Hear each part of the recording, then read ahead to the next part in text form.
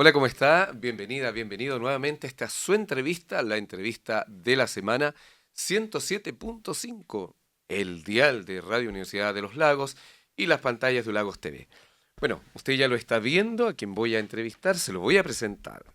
Él es el doctor en Educación Matemática de la Universidad de Tarapacá, quien está en la inauguración del año académico, un título bien largo, ¿ah?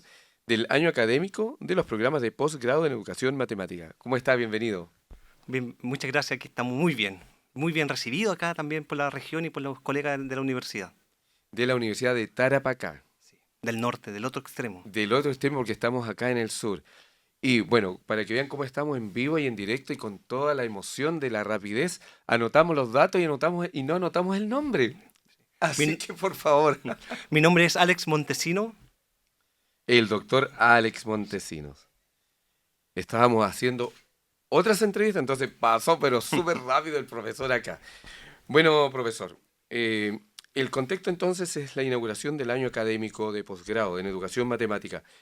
¿Qué es lo que va a realizar ahí? ¿Una charla? ¿Cuál es la idea? Tengo dos grandes actividades. Una es una charla en donde se van a problematizar de alguna forma nuestro quehacer como investigador en educación matemática, haciendo también un poco alusión a uno de los campos de estudio que es la formación de profesores. Eh, la charla la titulamos así como lo bueno, lo malo y lo feo en la educación matemática, es decir, ¿Como la película? como en la película, con la idea también de empezar a ver esos matices que tiene la investigación en educación matemática. Prácticas que en algunos contextos se pueden entender como prácticas que son súper efectivas, valoradas por las instituciones, pero también si uno hace una lectura crítica a esas prácticas, pueden ser prácticas que también son un poco viciadas, que nos invita también a tener procesos de colonización epistémica, por ejemplo. ¿Qué significa colonización epistémica? Por ejemplo, cuando validamos un solo conocimiento dentro de la producción de la investigación. Voy Ya, a hacer un ejemplo. hace como una hegemonía. Sí. Entonces, solamente una revista va a publicar investigación sobre, voy a inventar algo, formación de profesores bajo ciertos marcos teóricos. Y si alguien quiere publicar algo fuera de esos marcos teóricos, no entra en el juego. Ya, Entonces ya. ahí empieza un juego de cómo la misma epistemología, el campo empieza a generar ciertas barreras, ciertos bordes, en los cuales algunas veces se ponen más difusos y en otros momentos se ponen más densos.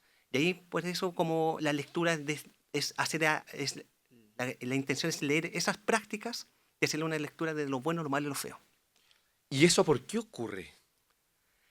La explicación sociológica que uno podría darle es que cada cuerpo de conocimiento tiende a buscar sus límites, a posicionarse, es decir, yo me quiero diferenciar con el campo de conocimiento que está al lado, podemos tener el mismo objeto de estudio, pero cada uno tiene también un territorio que proteger.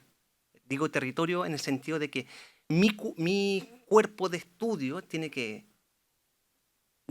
entrar a competir en algunos casos, por ejemplo, por fondos, tiene que entrar a Mm, buscar también espacios para lograr publicaciones. Entonces son territorios con los cuales empiezan a existir tensiones en función a intereses que de repente están fuera de la misma academia.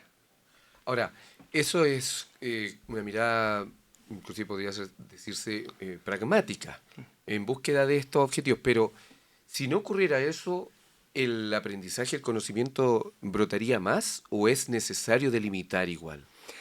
Es que ahí también es un tema bien importante porque cuando uno, ahí voy a volver al tema de lo que es la violencia epistémica. Por ejemplo, un caso muy fuerte es cómo hacemos investigación o cómo entendemos la investigación. ¿Qué es investigación y qué no es investigación? Método científico, todo lo que es método científico es investigación. Uno puede resumirlo así. Es un poquito más complejo, pero todo lo que se hace a través del método científico, que todos lo vemos desde el colegio, podríamos decir, Sí. con todos sus pasos, se conoce como método, como procedimiento, como un buen procedimiento para producir conocimiento, pero todo lo que esté fuera de eso se puede entender hasta como algo mágico, algo que es brujería. Entonces, en esa lógica, la forma en la que hacemos investigación responde a estos cánones. Y estos cánones nos dicen qué es y qué no es investigación. Ya. En ese sentido, a las personas, los estudiantes que le va a dar esta charla, ¿cuál sería el objetivo de qué le gustaría, con qué se quedaría tranquilo o más que la palabra tranquilo, satisfecho de haber provocado? Sí, mira, lo que uno busca con este tipo de investigaciones o con estas reflexiones es que ellos logren problematizar su quehacer. Es decir, que toda práctica que ellos hacen como investigación, o entendamos investigación teórica o investigación práctica, que tiene una implicación, y esa implicación no es algo que no tenga una consecuencia, no, lo que hago no es inocente. Cuando yo a Ah, un ok. estudiante, por ejemplo, le enseño a hacer una subtracción de una manera, tiene una implicación también en lo que es la construcción de una lógica matemática particular, pero también logro invisibilizar otros tipos de conocimientos, otras formas de hacer y entender el mundo. Entonces, Ok. si logramos que nuestros estudiantes, o los estudiantes en este caso de los programas, tengan un poco más de conciencia de lo que están haciendo, es parte de una estructura, y esa estructura puede ser sociopolítica, cultural, ideológica, ahí cada uno de marcos teóricos que las quiera poner encima podría Ya. ser, pero esa estructura te norma, te dice qué hacer y cómo hacerlo. Entonces, nuestra labor como investigadores también es un poco torcer eso. Bus- Porque, perdón, porque además, claro, las personas que están en el posgrado son profesores de matemáticas, que van a llevar este conocimiento a un aula. Entonces, la incidencia y el impacto es total en la formación de ese educando, ¿cierto? Sí, por eso de repente una analogía es hablar de los puntos de fuga. Es decir, cómo nosotros como investigadores, como profesores de matemáticas, logramos encontrar ciertos caminos que están por fuera de lo que lo esperado, pero que son productivos. Es decir, Que se salen de los márgenes. sí, pero se salen de los márgenes porque nosotros no le hemos dado espacio a esos márgenes, porque el Mm, sistema no te permite. Voy a poner un caso en la escuela. Yo enseño la multiplicación de un método porque es la forma más efectiva, porque responde de esa manera a una prueba estandarizada. Pero existen otros métodos que a lo mejor tienen otros procedimientos que pueden ser mucho más lentos, pero no son productivamente más efectivos. Entonces, en ese contexto, priorizamos uno. Y ahí es donde, en esos puntos de fuga, es donde uno también empieza a reconocer las individualidades de los estudiantes o de la misma proceso investigativo de los grupos en los que estoy investigando. Es decir, cuando yo pienso un punto de fuga o me permito pensar diferente, también empiezo a reconocer al otro, a un otro como una persona que también produce conocimiento. Entonces ya esta interacción ya no es tan extractivista. No es yo investigador, voy a una comunidad, le saco información, saco mi y paper, después me se va. aplauden y me voy. Y nunca No, más volvió, nunca nunca más se más. supo. Pero si logramos un punto de fuga sería ir a una comunidad, reconocer la problemática, reconocer cuáles son los conocimientos que tienen ellos, no siquiera apropiarme, sino que construir algo. Si eso después termina en un paper, en un artículo, bien, si no, bien también. Sí, por eso, ahí son unas presiones sociales como investigadores que de repente tenemos que empezar a negociar. Voy a poner un caso bien particular que la semana pasada estábamos en un lanzamiento, fue un lanzamiento de un libro que hablaba del Cerro Chuño. Cerro Chuño es un cerro que está en Arica, que está caracterizado, bueno, está más que caracterizado, ha sido caracterizado como un espacio muy complejo porque hay comunidades de gente extranjera, de chilenos, y se asocia el Cerro Chuño con narcotráfico, violencia y todo lo que usted se imagina. Como la parte fea de Arica está en ese cerro. Claro, y una colega hace un trabajo muy bonito, trabaja con la comunidad, pero después de que hace la presentación de su libro, la pregunta que nos hacíamos, ¿cómo ella podía convivir con esta dualidad? Es decir, yo como investigador voy a una comunidad, intervengo con ellos, vivo con ellos a lo mejor una semana, pero yo sé que después de una semana yo me voy a mi casa, tengo duchita caliente, tengo agüita caliente, tengo buena comida, tengo un buen baño, pero tengo que saber vivir eso. Entonces, al menos que uno como investigador tenga la sensibilidad de saber que tu acto tiene un peso también para el otro. Sin duda. Bueno, estamos aquí escuchando estos análisis, reflexiones, usted lo está viendo, lo está escuchando también el doctor Alex Montesinos. Y en ese contexto, claro, eso surgió, no sé en qué periodo, pero lo de este verdadero extractivismo de investigaciones de toda índole que iban a las comunidades.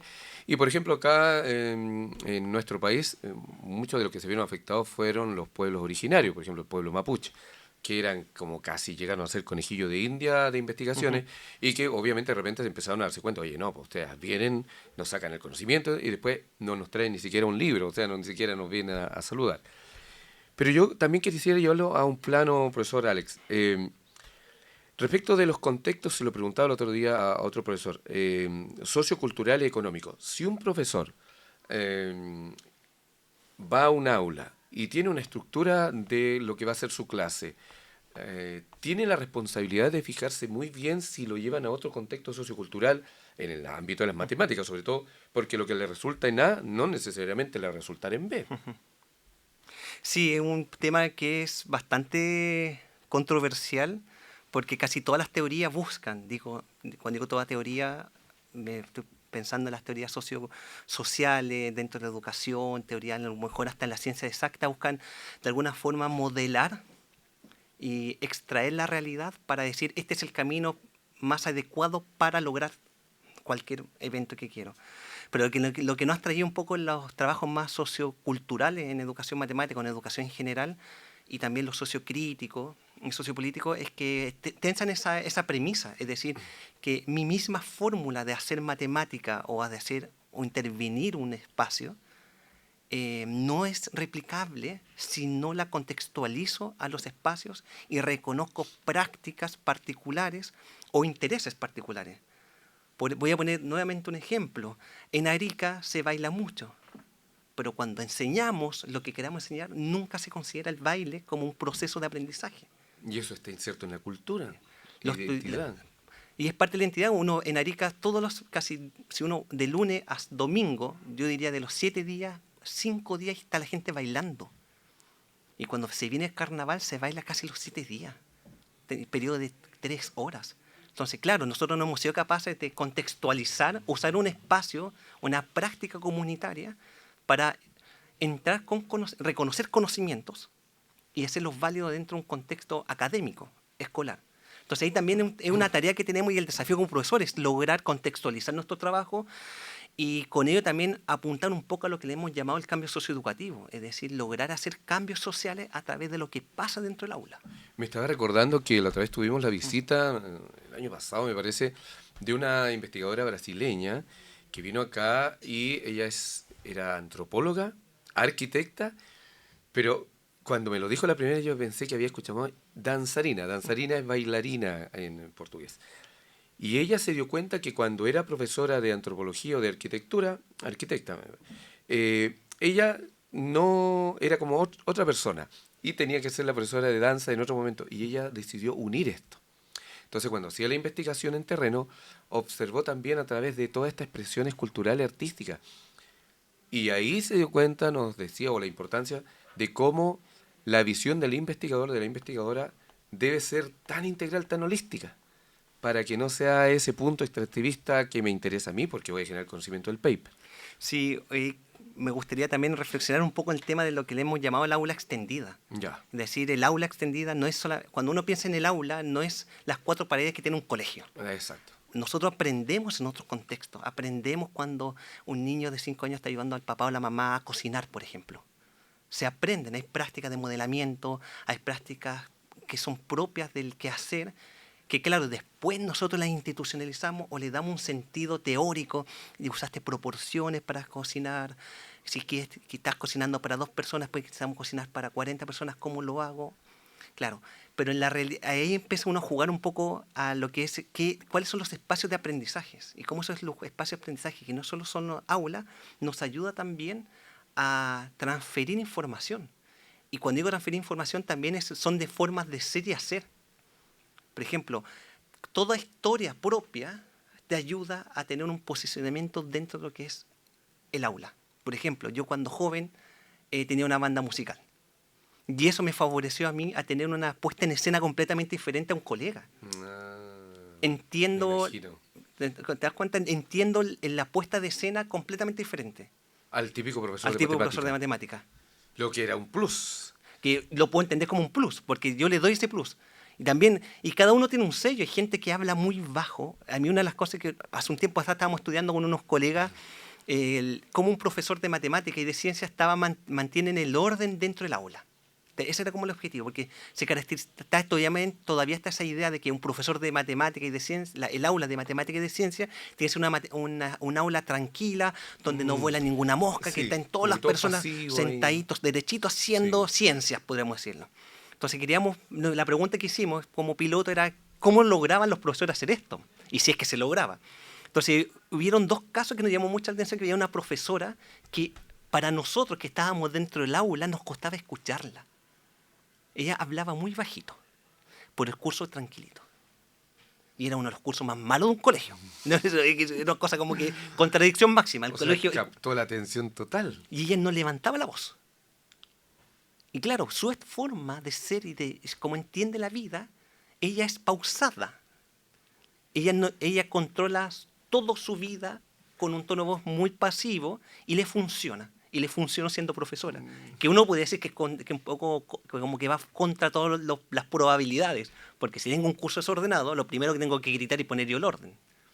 Pero Entonces, ella les quebró el esquema. les quebró el esquema. ¿Cómo? De alguna forma simplemente ella nunca le gritó, les bajó, les reconoce sus prácticas, les reconoce ciertas cosas, hace un poco de feedback y dijo, yo después no hablé más fuerte, este es mi tono, yo así hago mi clase. Y claro, cuesta entenderla, cuesta escucharla, entre Y comillas. había que concentrarse más para no quedar perdido. Y era también su lógica. Yo no hablo más fuerte porque si los estudiantes me están escuchando y si pues, hay un ruido adicional, ellos no deben entender. Entonces, Muy, muy claro el ejemplo. El título entonces de la exposición es Lo bueno, lo malo y lo feo. sí. Ya, a lo mejor ahí vamos a tener otra sorpresa.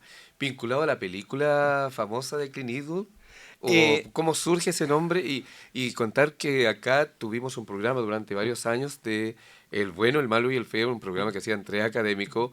A ver si me ayuda nuestro colega Iván, era Martín Quintana, Cristian Tejeda y Rodrigo Lago. Un saludo para ellos. Entonces ellos chasconearon la academia a través de ese programa. Y por eso me llamó de inmediato la atención el por qué este título. sí, porque creo que porque la intención es mostrar tres personalidades. Ya. Un académico puede tener múltiples personalidades, puede entenderse de múltiples formas, pero hoy día también entender cómo la academia se está haciendo desde tres personalidades. ¿Cómo puedo reconocer desde una mirada de repente un poco inocente que lo que estoy haciendo es algo bueno, completamente bueno? Que primero que todo, si partimos con la premisa que enseñar matemáticas no es neutral, enseñar matemáticas es enseñar un código de poder. Esas son como las premisas con las que se parte esta charla. Cuando uno empieza a poner estos temas, los buenos, los malos y los feos, como personajes a los cuales yo les voy atribuyendo herramientas, particularidades, empiezo también a tener ciertas explicaciones de fenómenos que nos están pasando. Por ejemplo, un caso, algo muy bueno que yo podría ver. Yo tengo la obligación en mi institución de hacer desde dos publicaciones anuales. Ya. Que uno puede decir, oh, súper bueno, te están motivando, tengo fondos que me motivan para publicar, todo lo que tú quieras, toda la estructura está. Pero Hay una presión hay también. una presión. Pero, ¿qué tipo de investigación estoy haciendo? Porque para cumplir ya dos, a lo mejor me da el tiempo, pero si hoy día también lo estamos pasando con un colega, ¿qué pasa si hago un estudio más longitudinal donde tengo que tomar datos 4 años, por ejemplo? No voy a lograr publicar en 4 años. Con la presión de esa inmediatez. Entonces ahí empezamos a jugar y claro, y ahí hace un poco la parodia con las personalidades que tiene también cada uno de los personajes de la película. Quería quedarme, antes de finalizar, que nos explique código de poder. ¿Sí? ¿Qué significa? Dentro del campo de estudio se ha reconocido, cuando digo campo de estudio de educación matemática, se ha reconocido que la matemática se entiende como una llave de acceso. Ya. ¿Ya? Es un código, cuando se dice código de poder, porque te da acceso a, pero también te da un lenguaje para poder entender y escribir el mundo. Una persona que tiene hoy día tiene una capacidad de alfabetización matemática logra entender el mundo de una forma completamente diferente a una persona que no entiende las matemáticas. Voy a poner el caso. Si yo tengo una alfabetización fuerte en lo que son generar modelos matemáticos, podría predecir lo que viene en mi vida financiera, por ejemplo, en función de mi comportamiento. Entonces logro cambiar mi forma de ser, mi vida, en función a los datos que tengo. Entonces, por eso se categoriza como un código de poder, porque es un lenguaje que te genera la posibilidad de escribir y leer un mundo, personal o social también. Bueno, es casi como estar sintiendo que vamos a ver una película. Bueno, nos imaginamos que los estudiantes van a estar fascinados en esta charla porque es, primero que todo, vista con una apuesta distinta, un expositor sin duda motivado y qué importante por lo que van a lograr. Así que queremos agradecer al profesor doctor en Educación Matemática, Alex Montesinos, de la Universidad de Tarapacá, quien va a estar acá en la inauguración, en el contexto de la inauguración del año académico de los programas de posgrado en Educación Matemática de la Universidad de Los Lagos. ¿Ah? Así que quedé con hartas preguntas en mi cabeza generando este proceso y me imagino que ustedes también, la visión distinta y la relevancia de las matemáticas en nuestra vida. Así que gracias por estar en la entrevista de la semana, profesor. Muchas gracias a ustedes. Bueno, y usted lo escuchó nuevamente, los grandes temas, sin duda, a través de los grandes protagonistas, con esto que permite su radio Universidad de los Lagos y por supuesto las pantallas de Ulagos TV. El conocimiento, el puente hacia ustedes que nos escuchan y nos ven. Que esté muy bien. Chao, chao. La entrevista de la semana. Muchas gracias. Muchas gracias a ustedes.